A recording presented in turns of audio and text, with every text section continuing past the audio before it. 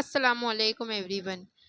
امید ہے آپ لوگ سب بخیریت سے ہوں گے۔ ایک بہت ہی عبرتناک اور بہت ہی زبردست واقعہ جو آپ صلی اللہ علیہ وسلم شب معراج کے لیے بیت المقدس جا رہے تھے تو راستے میں مصر کی ایک جگہ سے نہایت ہی بہترین اور اعلیٰ قسم کی خوشبو آ رہی تھی۔ حضور پاک صلی اللہ علیہ وسلم نے حضرت جبرائیل علیہ السلام سے پوچھا کہ یہ خوشبو کہاں سے آ رہی ہے؟ جبرائیل علیہ السلام نے جواب دیا، یہ فرعون کی بیٹی کی باندھی بساطا اور اس کی اولاد کی قبریں ہیں، وہاں سے یہ خوشبو آ رہی ہے۔ پھر حضرت جبرائیل علیہ السلام نے آپ صلی اللہ علیہ وسلم کو پورا واقعہ بیان کیا۔ بساطا فرعون کی بیٹی کی خادمہ تھی اور وہ خفیہ طور پر اسلام لا چکی تھی، اور ایک دن فرعون کی بیٹی کی کنگھی کرتے وقت اس کے ہاتھ سے کنگھی گر گئی۔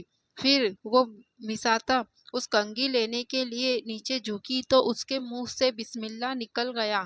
اس پر شہزادی نے کہا کہ تو نے آج عجیب کلمہ بولا، اور یہ تو میں نے پہلے کبھی نہیں سنا۔ میرا باپ فرعون ہے، خدا تو میرا باپ فرعون ہے، تو پھر یہ کس کا نام لیا ہے؟ تو اس نے جواب دیا، فرعون رب نہیں ہے، بلکہ رب وہ اللہ ہے جو مجھے اور تجھے اور خود فرعون کو جس نے پیدا کیا اور ہم سب کو رزق وہی دیتا ہے۔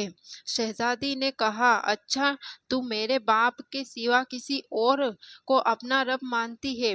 اس نے جواب دیا، ہاں ہاں، میرا، تیرا اور فرعون کا خدا اللہ ہے، اور اس کے علاوہ کوئی تیرا خدا نہیں ہے اور نہ میرا خدا ہے۔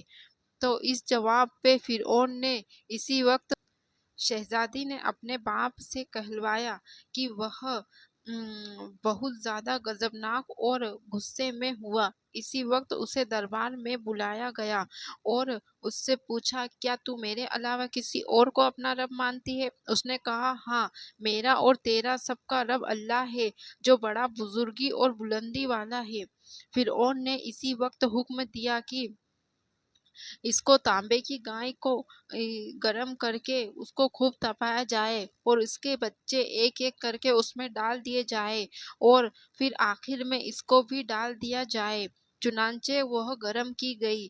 جب آگ جیسی ہو گئی تو حکم دیا کہ اس کے بچے کو ایک ایک کر کے اس میں ڈالنا شروع کرو۔ اس نے کہا کہ بادشاہ، ایک درخواست ہے میری۔ فرعون نے کہا، ہاں سناؤ۔ اس نے کہا کہ میری اور میرے بچوں کی ہڈیاں ایک ہی جگہ ڈال دینا۔ اس نے کہا کہ اچھا، تیرے کچھ حقوق بھی ہیں ہم پہ، ہم تیری یہ درخواست قبول کرتے ہیں۔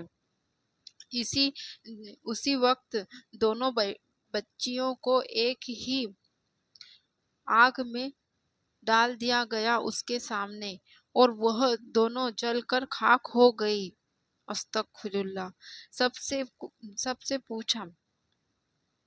فرعون کے سپاہیوں نے اسے کھینچا تو اس نیک بندی کی آنکھوں کے سامنے اندھیرا آ گیا۔ اللہ تعالیٰ نے اس بچے کو اسی وقت زبان دے دی اور اس نے آواز بلندی سے کہا، اماں جان افسوس نہ کرو، اماں جان ذرا بھی افسوس نہ کرو، کیونکہ حق پر جان دینا ہی سب سے بڑی نیکی ہے۔ چنانچہ انہیں صبر آ گیا۔ اس بچے کی وجہ سے اس بچے کو بھی آگ میں ڈال دیا گیا، اور آخر میں ان کو بھی آگ میں ڈال دیا گیا اور آگ میں جلا دیا گیا۔ یہ خوشبو اسی محل سے آ رہی ہے جہاں اس بساطی کی قبر اور اس کے بچوں کی قبر ہے۔ سبحان اللہ، کتنا عبرتناک واقعہ ہے۔ آخر اس کے بچوں کو بھی جلا دیا گیا اور اس کو بھی جلا دیا گیا، لیکن وہ ایمان سے تس سے مس نہ ہوئی۔ سبحان اللہ۔ اللہ تعالی ہم سب کو ایسی توفیق عطا کرے، ایمان پر ہماری موت عطا کرے۔ سبحان اللہ۔